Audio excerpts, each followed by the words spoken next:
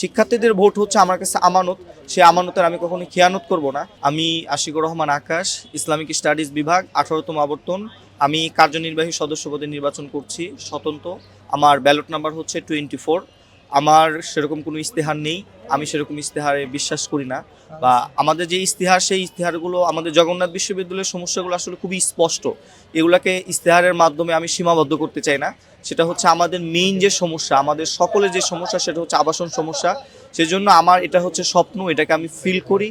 এবং জগন্নাথ বিশ্ববিদ্যালয়ের প্রত্যেকটা শিক্ষার্থী এটা নিয়ে সাফারার। তো ওই জায়গা থেকে মনে করি যে আমার সবচেয়ে বেশি যে স্বপ্ন, যেটা সেটা হচ্ছে আবাসন সমস্যা নিয়ে কাজ করা। আমি যদি বিজয়ী হই ইনশাআল্লাহ আবাসন সমস্যা নিয়ে কাজ করব। এবং যদি নাও হতে পারে, আমি বিগত দিনে হচ্ছে আবাসন সমস্যা নিয়ে কাজ করেছি, সামনেও কাজ করব। আপনারা জানেন যে আমি ভিসি ভবনের সামনে টানা 5 দিন অবস্থান কর্মসূচি পালন করেছি যোগসু এবং আবাসন সমস্যা নিয়ে। তো শিক্ষার্থীদের ভোট হচ্ছে আমার কাছে আমানত। সেই আমানতের আমি কখনো খেয়ানত করব না। এবং সেই আমানতকে নিয়ে আমি ইনশাল্লাহ শিক্ষার্থীদের সাথে নিয়ে আমাদের যে আবাসন সমস্যা রয়েছে, পুরো বাংলাদেশের মধ্যে সবচেয়ে বেশি আবাসন সমস্যা যে জগন্নাথ বিশ্ববিদ্যালয়ে রয়েছে, সেটাকে ইনশাল্লাহ দূর করার জন্য সবচেয়ে বেশি চেষ্টা করব। যদি কেউ নাও করে বা আমরা যদি সেরকম বাধার সম্মুখীন হই, তারপরে ইনশাল্লাহ আমি একা হলো সেই চেষ্টাটা জারি রাখবো ইনশাল্লাহ। স্বতন্ত্র থেকে যারা আমরা নির্বাচন করছি, আমাদের সীমাবদ্ধতার জায়গাটা অনেক।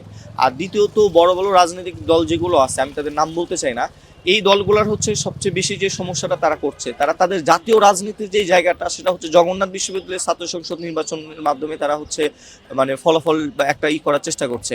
তো তারা যখন প্রভাবিত করার চেষ্টা করে, তখন দেখা যাচ্ছে তারা অনেক বেশি মানে টাকা খরচ করা থেকে শুরু করে মিডিয়া অনেক কিছু এমন একটা পর্যায়ে মানে এটা তখন বৈষম্য সৃষ্টি হয়। তখন দেখা যাচ্ছে যে লোয়ার মিডল ক্লাস ফ্যামিলি থেকে উঠে আসা একজন শিক্ষার্থী যখন হচ্ছে রাজনীতি করতে চায়, বা তারা যখন শিক্ষার্থীদের জন্য কাজ করতে চায়, তখন সে দেখা যাচ্ছে এই বড় একটা হাইপের মধ্যে বা ন্যাশনাল একটা জায়গার মতো তখন তার আর হয়ে ওঠে না।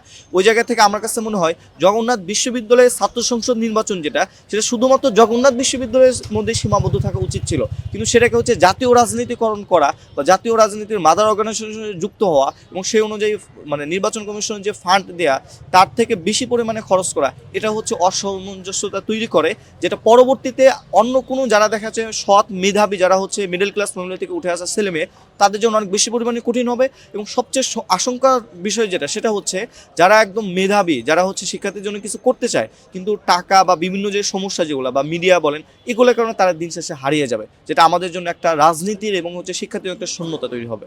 আমি শিক্ষার্থীদের একটা কথাই বলবো যে আমাদের যে পরিবর্তন, আপনাদেরকে আমি হচ্ছে কয়েকটা মাধ্যম বলবো যে এটার মাধ্যমে আপনারা বিচার বিশ্লেষণ করে ভোট দিবেন। সর্বপ্রথম হচ্ছে আপনি হচ্ছে এমন প্রার্থীকে ভোট দিবেন যে শুধু তার কথা না, এর আগেও দেখা যাচ্ছে সে কাজ করেছে।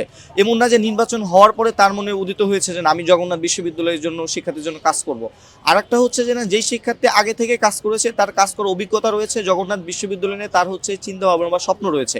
যারা আগে থেকে কাজ করে যাচ্ছিল কন্টিনিউ প্রসেসে, তাদেরকে অফিসিয়ালি আপনারা স্বীকৃতি দেন, যেহেতু তারা হচ্ছে নির্বাচন হওয়ার আগ থেকে তারা কাজ করতেছিল, তাদেরকে আপনারা নির্বাচিত করুন। এতটুকুই। আসসালাম।